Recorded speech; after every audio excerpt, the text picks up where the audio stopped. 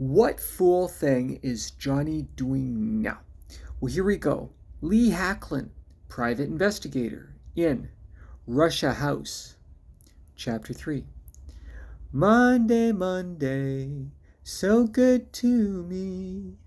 Monday morning, it was all I ever hoped it would be. I was in my office. My one window was, like most of the human race, intractable, and I felt like an innocent ant under the magnifying glass of a future serial killer. I was just finishing 1984 by George Orwell, a classic for sure, but the more I read it, the less sympathy I have for Winston and Julia. They seem a little too agreeable when O'Brien asks them if they would throw a bottle of acid in a child's face. For the cause. And it should have ended with Winston thinking, I still hate Big Brother. This was my third go-around. Like the plethora of comic books I consumed as a kid, thank you, Stanley, it helped shape the way I think. Ever a work in progress, and still to this day, and it presented the polar opposite of the world that I wanted to live in. The elevator doors down the hall opened, and a man stepped out. Not a man, an effing Terminator. Not safe for work.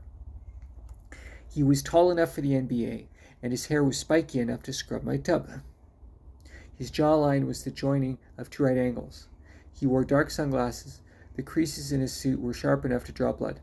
I damn near saw my handsome reflection in his patent leather shoes. Are those shoulders, or are those basketballs under his blazer? He entered my office and nodded approvingly at my book. 1984. It is the Bible of the KGB. It is the world that we will create in our lifetime. The individual is destined for the memory hole.